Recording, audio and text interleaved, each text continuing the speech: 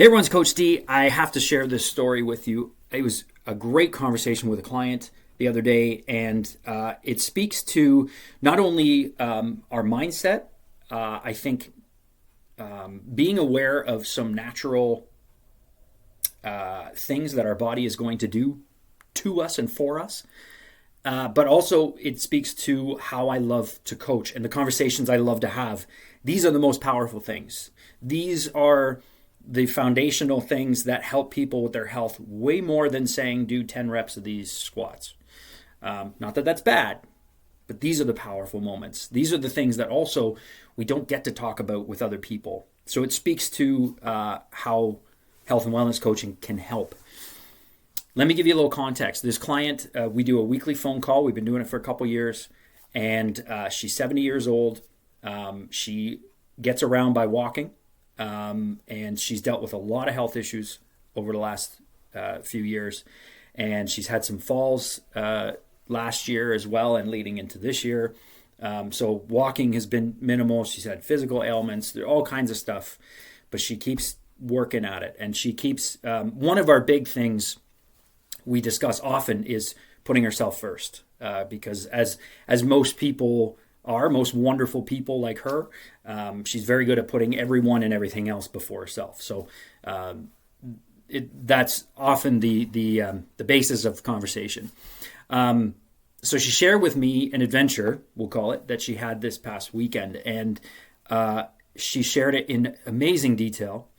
And basically, what happened was she did go walk, and she went to a local flower shop to get some flowers for her balcony pots and gardens at her apartment, and they didn't have what she wanted. So the next option, closest option, was 8 blocks away. Now 8 blocks in the past is nothing for this woman. She would walk across town like a gazelle, but with the falls, with the health concerns in the past, she has not done 8 blocks worth of walks at in one go for at least several months. And so but she set out. She said, I'm going to go there. I'm going to get these and come back. So she set out, and she said partway there, she began to have a panic attack. And these two voices, which we're all familiar with, began to chatter quite loudly in her head. One voice is saying, you can do this. You got this. It's not much further. You know, you're going to make it. Everything's good. The other voice is like, you're not going to make it. You're going to fall. You're going to hurt yourself. You need to go back. Right? That typical conflicting thoughts going on in her head. So she chose to listen to the positive one, thankfully, and said, no, I'm going to do this. I'm going to go. And so she kept going. She got closer. She was about a block away. She could see the place. And it was really setting in now, and these negative thoughts. So she said there was these cement barriers in the front of this one business. So she sat down on the barrier and just took a moment to rest, breathe. And she's looking at the place where she's going. And she says, I can get there. I can do it. It's right there. Just take a moment, you know. So she did that. She gets to the place. She gets her favorite flowers. They put them in a couple bags for her to help her be able to carry them home. So she got 2 bags. And she starts on her way home. Part way home, same thing. Now the internal chatter is really ramping up. And in particular, the negative voice, and the negative voice is getting more negative. And I think we've all experienced this in some way. So not only is the negative voice saying she's going to get hurt, it's now conjuring up things like you're going to get hit by a car. You know, all these awful possibilities, right? And so she's really feeling the stress and anxiety on the way back. She gets near her apartment, same thing, takes a rest, takes a moment to breathe, and say, okay, it's right, you know, it's coming up. I don't have much further to go. I can do this. And she gets into her apartment, and in the lobby, they have some nice chairs and things. So she sits down. She chooses to sit down in the chair. She goes, I just need to rest. I need to breathe. You know, I'm here. I got to calm down before I go up to my apartment. So it was quite the story. And I'm going through it more quickly. She shared way more incredible details in terms of how she felt and the whole journey. And she gets there, and she was so happy with her flowers and all this kind of stuff. But then what she, you know, as we're chatting about it, she said that she felt like this was a setback for her. So I didn't say anything to that. I just let her continue. And she said, I tried to breathe and stuff, but the breathing didn't work. And so that's where I jumped in and said, it didn't. And so then I began to explain to her, and this is the mindset, and this is where a coach can help. We can help you see things from a different perspective, right? She experienced these feelings, and with good reason, because her body was trying to protect her, because her body remembers the falls. Her body remembers the injuries from the falls. Her body remembers that was not fun. So immediately it relates a walk to that defensive mode. So everything she was feeling, and I mentioned this to her afterwards in sort of a follow-up email, was to say that all of this is normal and it's your body helping you. As crappy as it feels when you're doing it, your body's helping because your body is just doing what it knows, which was, relating it to that scary stuff. So we were discussing, though, her breathing and her resting and all that kind of stuff. And I said, I would argue that your breathing did help you because you did what you set out to do. So her mission, we called it, was to get to the garden store or the flower shop to get her flowers. She did that. She got there. She got home. The difference was maybe you didn't get there in the way you were hoping or thought you would, but you got there. And she took tools that we've talked about in the past and she put them into action. She also listened to her body. She felt everything her body was giving her that day. Physical symptoms, mental and emotional symptoms, everything. She felt it and she knew everything going on. That a lot of us would ignore that, first of all, and try and push through or something, right?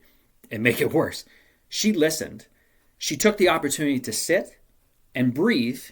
And even though she thought it didn't work, she took that opportunity to bring her nervous system down a bit. So I kind of put it out there to her. What if you didn't do that? Do you think you would have made it? And so as we started to go through these things and to show her that you did it and you did things in a way that paid attention to your body and that tried to help you manage it. And I would argue that you did manage it because you got there. So now when she goes for another walk, whether it's shorter or same distance, it may be a little bit less because now she just told her body, hey, I can do this. I can make it. And I didn't get hurt and I didn't get hit by a car. And, I can make this work for me. She also had mentioned that she has to go even a little bit further this coming week for some blood work, but she's already connected with a friend to go with her, to walk with her.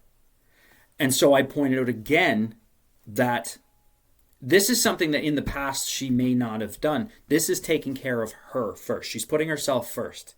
She recognized, hey, I need some support in case something does happen, but also just that support, even just in conversation, will help take her mind off things a little bit too, help her manage things, She also now has the tools to know, okay, I just made 8 blocks by resting and breathing. So if on Friday this week, going to blood work with her friend, if she needs to do that, she knows she can. And she can take that time.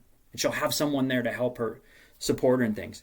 These are all wonderful tools that she put into play herself to accomplish her mission. And she did it. Now, in an ideal world, and nothing is ideal, of course, in an ideal world, she would slowly build up to something like that big walk,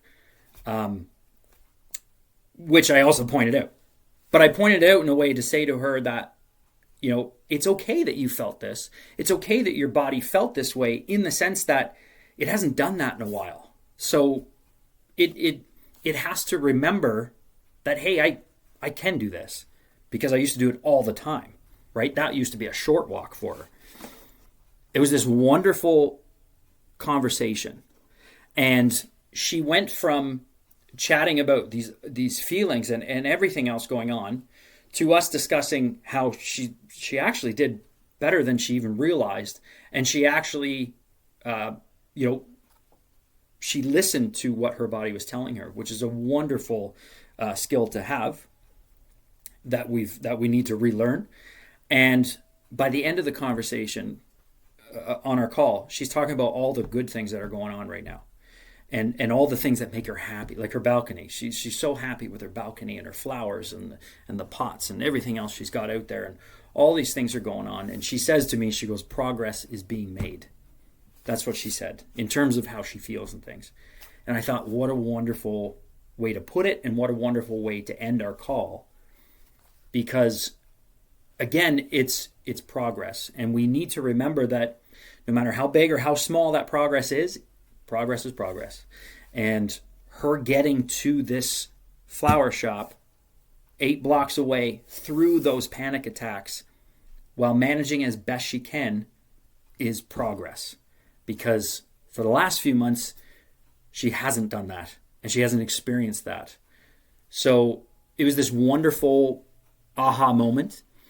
And these are the kinds of mindsets that I am so passionate to help my clients with, because they're mindsets in terms of our lifestyle and habits and health, but also how we look at ourselves.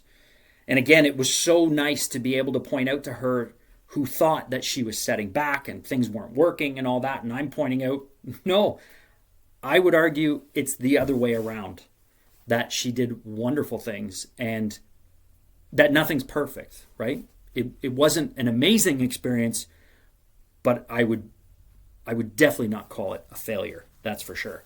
So if you want to have these kinds of conversations, or this is drumming up something in your mind, connect with me. Let's chat. Because to me, this is the most powerful part of our deep health that you can't get in very many places. And ultimately, when your foundation, which is your mind, is in place and solid, then whatever you choose to do for activity, exercise, nutrition, all of that will really unfold in a way that you enjoy, and in a very consistent and sustainable way as well. So it's a wonderful story from my client, and I'm so glad we had that conversation, and I'm hopefully it connected with some of you. Thanks for watching.